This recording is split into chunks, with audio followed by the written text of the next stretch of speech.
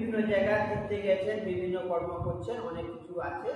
তো সেইখানে বেশি আর সময় বাড়াবো না, এইখানে দুই একটা জায়গায় করে আমরা শেষ করব।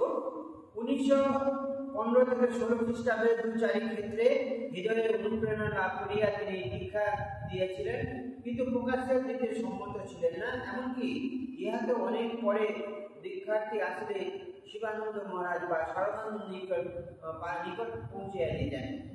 তাহারা তাকে দীক্ষা দিতে বলিলেও ক্ষণমাত্র অপেক্ষা না করিয়া কোনো উত্তর না দিয়া সরিয়া পড়িতেন। অবশেষে শিবানন্দজি মঠাধ্যক্ষ হইবার পরে খোকা মহারাজ সেবার পূর্ববঙ্গে যান।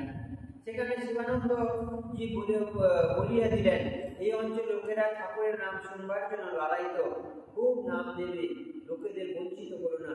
অধ্যক্ষের আদেশ পাইয়া খোকা মহারাজ পূর্ববঙ্গের দীক্ষার্থীদের মুক্ত হস্তে কৃপা করিয়া যখন মঠে ফিরলেন, তখন এক অল্প বয়স্ক বালক দীক্ষিত হইয়াছে জানিয়া মহাপুরুষ জিজ্ঞাসা করলেন, তোর ছেলেবেলার জবদান করবে কি করে? খোকা মহারাজ উত্তর দিলেন, আপনি আদেশ দিলেই তিনি তাদের বঞ্চিত করেন। আরেকটি ঘটনা আছে। দীক্ষার্থী প্রথমে বিরত করিবার জন্য বলিতেন, বাবা আমি মূর্খ, জানি না, মুখ দিয়ে সংস্কৃত উচ্চারণ হবে না, ভয় হবে দেখলে। অনেক আপত্তির ফলে দীক্ষা লাভের সমর্থকরা কোনো শিষ্য হয়তো বলিত, মহারাজ আমি গায়ত্রী জানি না, আনিক জানি না, সব জানি না, লোকে ন্যাস করে, গায়ত্রী ত্রিসন্ধ্যা করে, আমায় সব বলুন। অকপটে খোকা মহারাজ উত্তর দিলেন, মাই আমি সব কিছুই জানি না, আমি যে খোকা, তবে আমি যা পেয়েছি, জেনেছি ও যাতে আনন্দে আছি তাই তোমাদের দিচ্ছি, শুধু ধ্যান জপ মনঃসংযম করে যাও।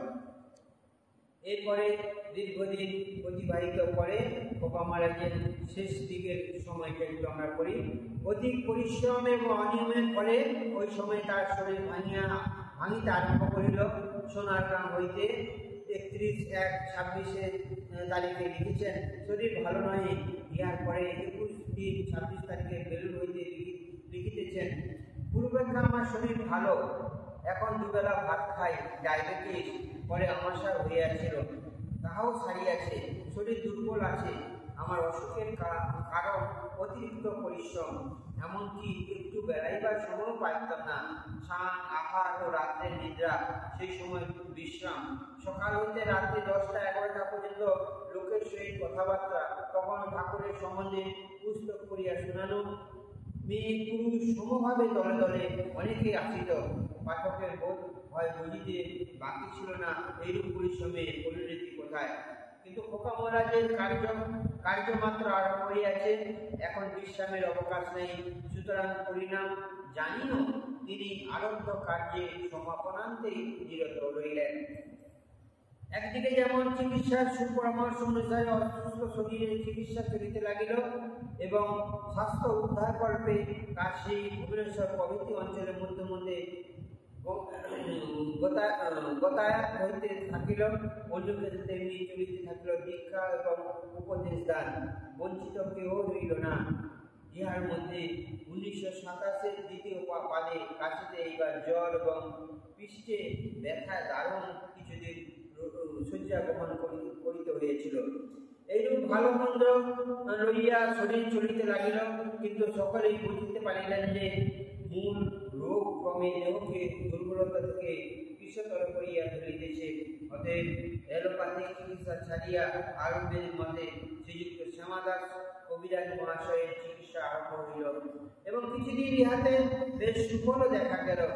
কিন্তু 1929 পুনরায় আমাশায় আবির্ভাব হয়। বায়ু কন্ট্রোলের জন্য তিনি রথযাত্রার পরে ভুবনেশ্বরে গমন করেন। এইবার ভুবনেশ্বর হইতে তিনি অপেক্ষাকৃত উত্তম স্বাস্থ্য লইয়া ফিরিলেন এবং কিছুদিন মঠে বেশ আনন্দে কাটিলেন।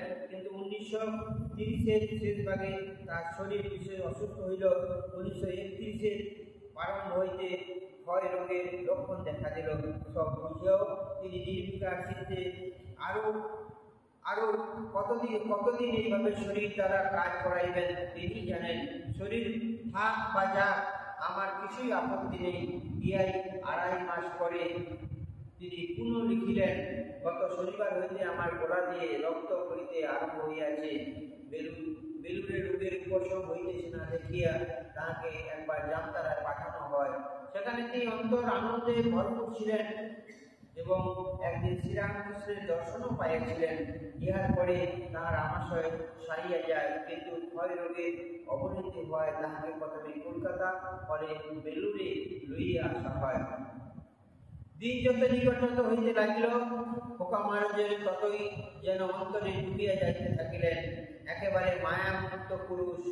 মহাসমাধির কিয়ৎ দিবস পূর্বে তিনি বলিয়াছিলেন, মহাপুরুষ অর্থাৎ শিবানন্দজিকে বলেছিলেন, আমি ঠাকুরের কাছে প্রার্থনা করি তুমি ভালো হয়ে ওঠো, আরো অনেক দিন থাকো, আমার কিন্তু আর থাকতে ইচ্ছা হয় না।